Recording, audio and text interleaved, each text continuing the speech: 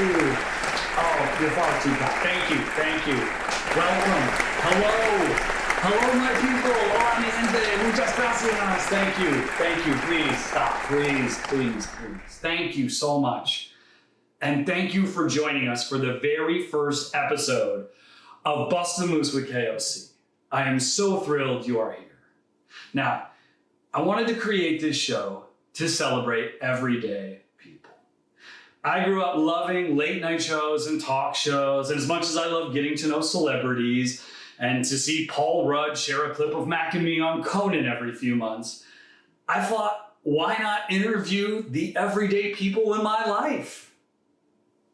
Now, that isn't to say that these people aren't special, because they are. And so are you. We are all extraordinary in our own ways. That's what makes us so special. And this show is about celebrating exactly that. I am honored and I am thrilled to share people's stories and voices with all of you. So let's get to it. But,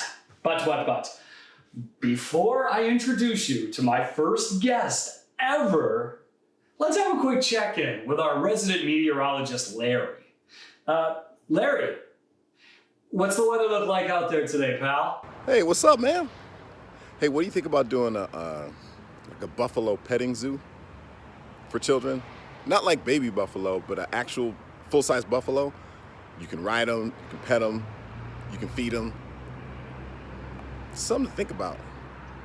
I don't think it's gonna rain, by the way. Compelling and rich. Thank you, Larry, for that wonderful weather update. Now, folks, my first ever guest tonight is a true working class global artist. He's performed on stages and screens all over the world, from Sarasota to Singapore and most places in between.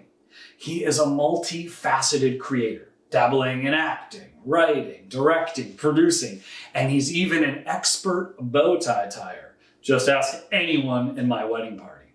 Now, folks, a little secret about me, I love the cocktails. So, I decided to pair each guest on my show with a cocktail that perfectly encapsulates their personality. Tonight, I am toasting Ghafir with a jungle bird. The jungle bird is a tiki cocktail that originated at the Kuala Lumpur Hilton in Malaysia in 1973. It consists of blackstrap rum, Campari, pineapple juice, lime juice, and demerara syrup. Hey, if you want to make this cocktail at home, and you should, it's delicious. Check out the video on my social channels to learn how you can do it. The jungle bird perfectly captures the essence of who Ghafir is. Bright, tropical, thoughtful, elegant, charming, and can be a little bitter, but mostly pretty sweet. Oh, and of course, they both hail from the capital city of Malaysia, Kuala Lumpur.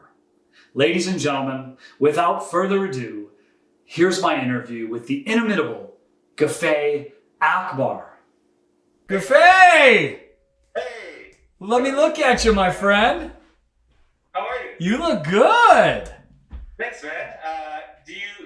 You look better if you wear a mask. This is America, didn't you hear? No one listens to the rules. Yeah, but you probably should. Yeah, we probably should. That's fair. Where are you? I'm at home. I'm in my kitchen. Kuala Lumpur, Malaysia. This is where the magic happens. Why are we in this kitchen? What are we gonna do today? Well, I thought it'd be fun since since Malaysia is all about food and about hosting people. So I thought we can make a little delicacy. It's a kuih. It's a little cake that we usually eat any time of day, really. It can be a breakfast snack. It can be a tea time snack. Something quite sentimental, I think. I mean, it's something that I've been eating since I was young. It's a traditional dish. Yeah, so we are making, just say it clearly for me so I can try to say the words. Kuih. Kuih Ketayap. Ketayap. Yeah. Kuih? It means like a tea cake, like a snack. Ketayap actually means like a skull cap. So we're making a skull cap snack? Kind of. I think because you gotta make like a crepe, like a little pancake thing. So maybe it looks like something that you like a little winter beanie. like a yarmulke, more like. Ah, okay, fair enough. Tell me what we have. Okay, so the first thing we're gonna make, so it's a two-part process. Okay. So the first thing we're gonna make is we're gonna make the filling Okay. for this sort of like crepe cake, and then we're gonna make the batter for it, and then we're gonna fry it. So the base of it is coconut. I have like a bunch of grated coconut. So I think it's about like a whole coconut. So I'd say about like 400 grams. Okay. And then you need a bunch of palm sugar. So it's like a brown. You can also use brown sugar if you want, but more traditionally they use palm sugar. So it comes from, surprise, surprise. Any guesses? Malaysia. No, like the plant. Oh. This is definitely palm sugar and not brown sugar. All right, good. Yeah, so let's. You got some water I have water. and pandan leaf. You got some pandan leaf? I do have pandan leaf. I got these. Is that all you have? I mean, do I need more? This is what I cut. Oh, snap. I'm going to need more leaves. Hold on. It's a very fragrant leaf. It is very fragrant. What do you think? It smells kind of like, it's like nutty to me. It's called screw pine. What does that mean? Screw pine. I don't know. Screw pine. It's a type of pine, maybe. Oh. Anyway, you just kind of tie it into a knot. It's like... You have no idea what you're talking about. Screw pine? It's a kind of pine? It's a kind of screw. Have you, you must have gone to acting school. I did. Okay, keep going. That's how I met, I think, this person over here. And look at the degree paying off. Okay, let's continue. Get a pan, put some water in it. What is that pan? I don't have that. I don't... Just get any pan. You want about a cup of water. What? Hold, slow down, okay? You're... Hold on. Shit. Is this good? Yeah, that's good. Okay, great. Just so you know, I want to give you a quick rundown. So this is a set that we built. We've been working on it all day. There's about 30 producers here. They're all over the place. One just gave me a thumbs up that I had the right amount of sugar, so that is good. Another one's giving me the middle finger. Hey, am I supposed to warm up the water and the salt? I mean the sugar? Yeah, it needs to be on fire. While we're here and making things, I wanted to ask you about some other stuff. So you're in your kitchen. This is your home. You have a lot of siblings. You have like what, 4 siblings? I have 4 elder siblings, yeah. So like I think in Asia, maybe in Southeast Asia, it's not so uncommon to have that many. That's true. How many kids are now a part of your family, your extended family, your nieces and nephews? I have 11 nieces and nephews. Man, that is wild. It's wild. You know, it just kind of happened overnight. You just were like woke up and all of a sudden you had 11 nieces and nephews? What was that like being gone and then, going through a big change, like moving to a brand new country to go to school and directly across the world with very few friends and family, and then you come back and your family has like tripled in size. Like, what is that like? Yeah, it's a good question. I was thinking about that because I was cleaning out my inbox the other day. Yeah. And then I realized that a lot of the correspondence that I had with my family and my friends at the beginning of my time in the US was all via email. And of course I didn't have a computer then, so I used to go down to the computer lab in Bernhardt Center. Bernhardt Center. Right? Yeah, Bernhardt Center. Western Michigan University, Kalamazoo. Oh, look. We have the same fridge magnet. Look at that.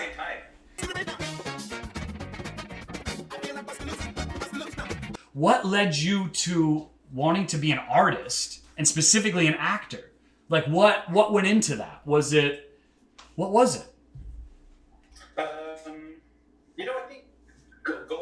I think traditional forms of art is very much alive in Malaysia. Like everywhere we look, there's a great sense of tradition in Malaysia, and culture. And I think a lot of even the way our national identity Yeah. is very much tied into our traditional art forms, not just in terms of like visual art and dance or performing arts or live performances, also in just the way our culture is built, our tradition in terms of like, respecting the elders, like not wearing shoes in the house. A lot of that is imbued in sort of like our own upbringing. So the idea of having, the idea of being involved in the arts is not that uncommon, I think, for a lot of people. I think at some point in your life, in school, you would have had some dance classes, or like you would have some, traditional forms of art classes in school. So growing up, it wasn't foreign to me, the idea of being in the theater. So, but I actually ended up going into an engineering program for a couple of years, as you remember, Kev. I do remember that. Yeah, only because I really didn't know what I wanted to do. And of course, you always kind of want to exhaust other options before investing into the arts. So I was doing an engineering program, and then I was dabbling in the theater on the side.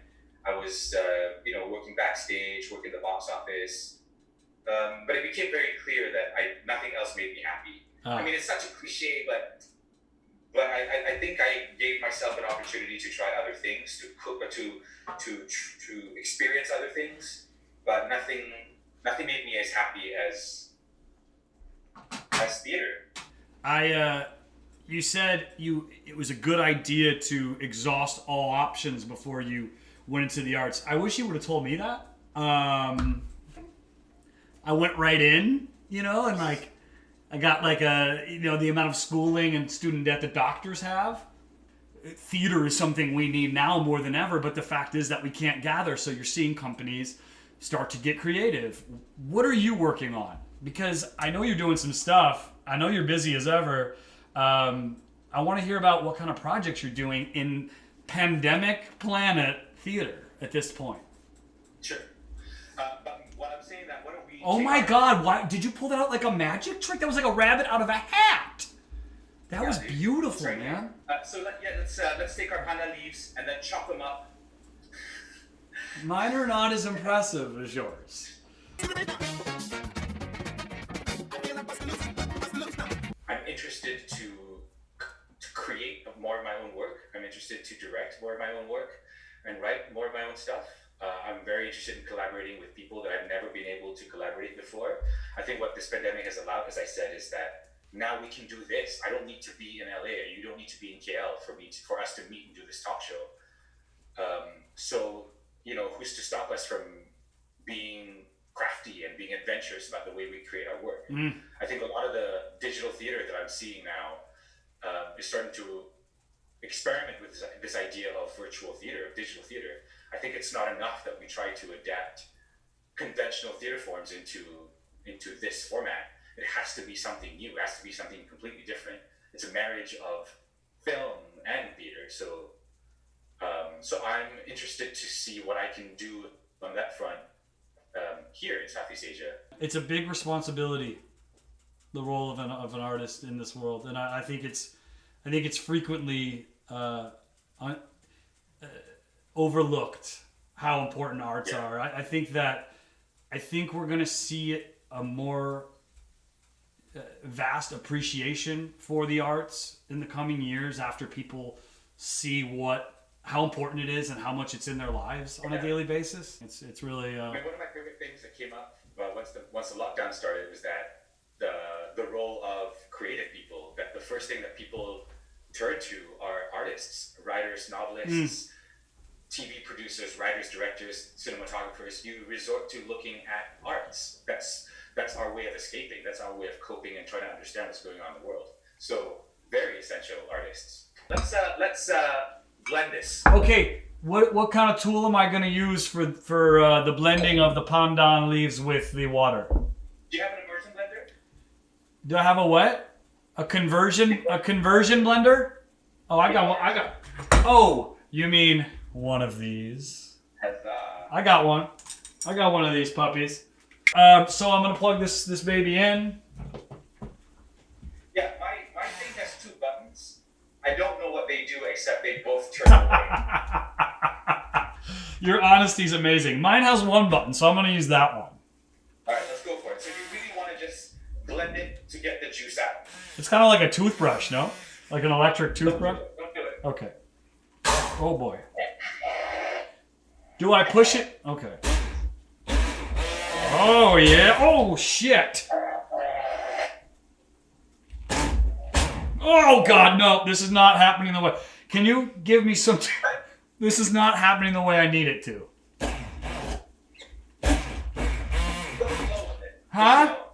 Dab it. Oh, dab it. Why is yours... Why... Do I need more... I need more water, I think. Because, no, I have it all over my face because you told me to put more leaves in. This is like a weed whacker.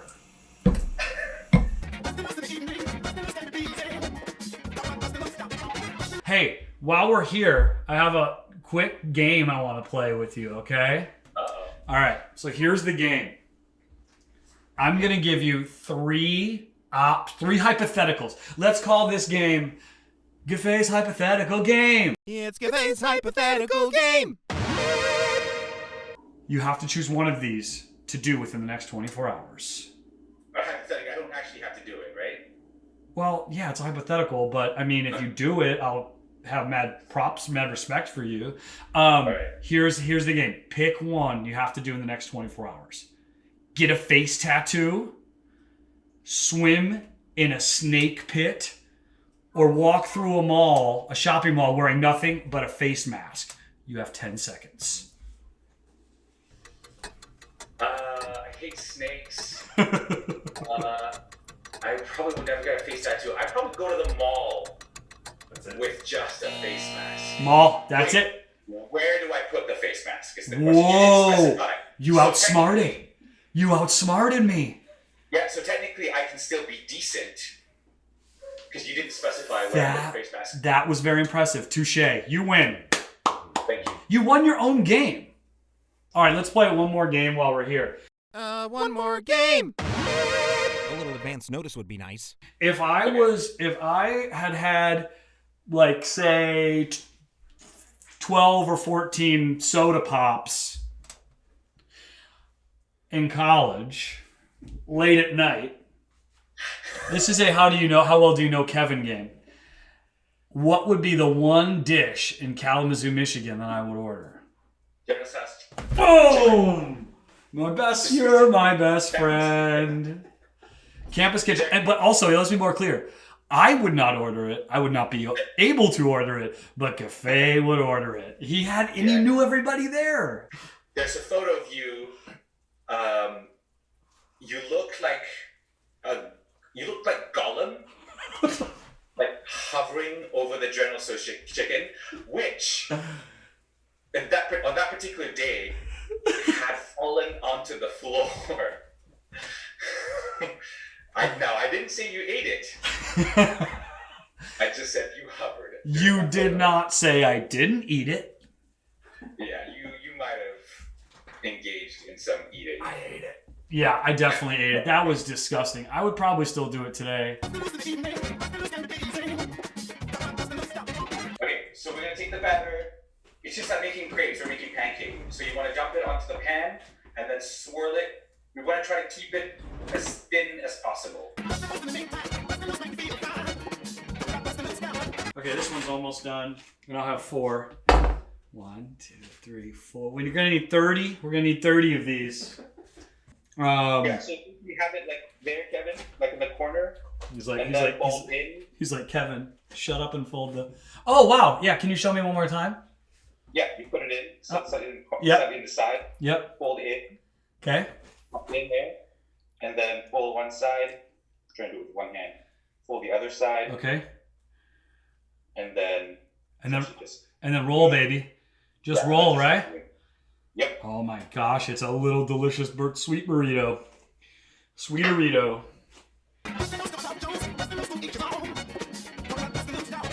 What is the essence of of Islam, of like what you believe, of like what you practice? Like what is the essence? I think like most religion, I guess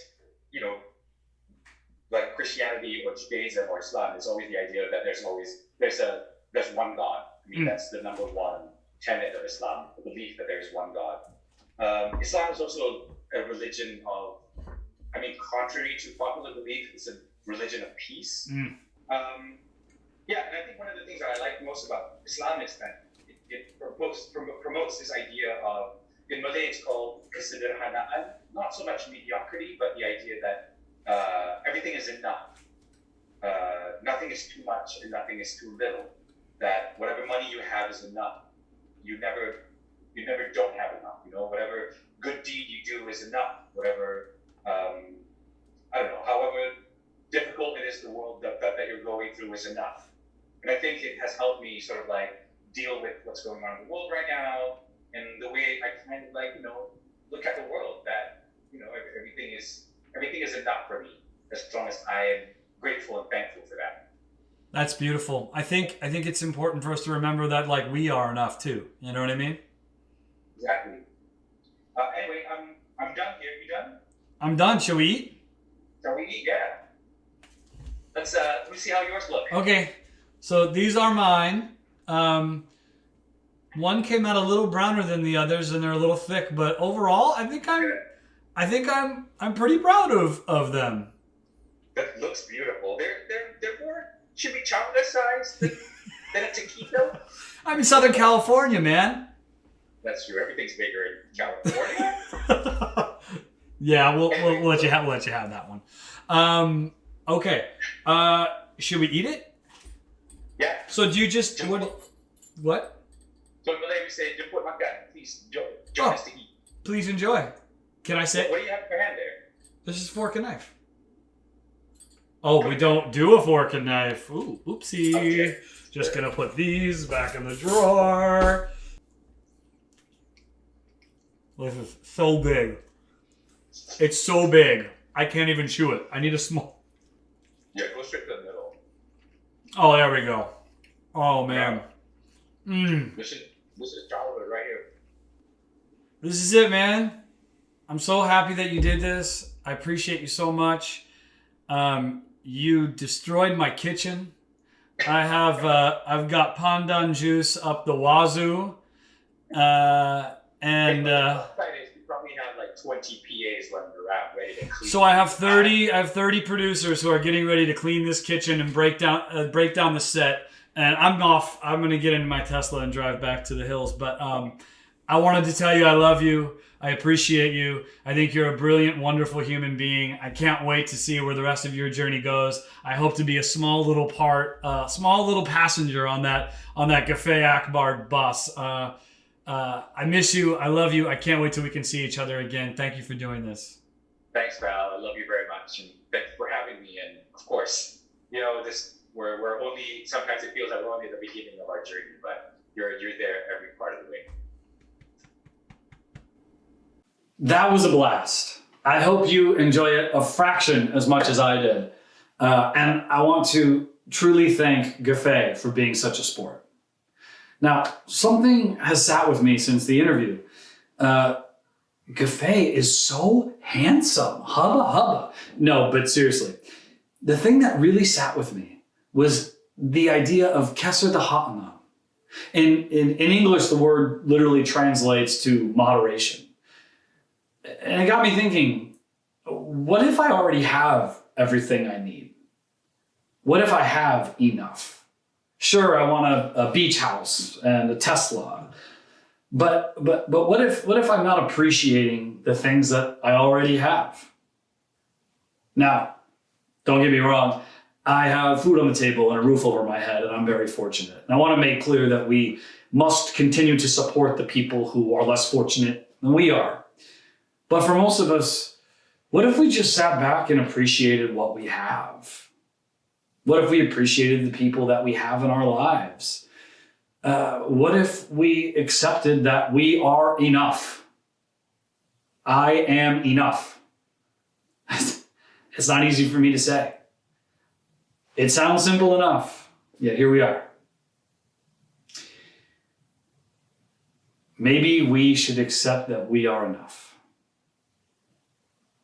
Just something for you to think about, my people. I appreciate you being here. Once again, a special thanks to my guest, Ghafir Akbar. Until next time, thank you. Terima kasih. KOC out.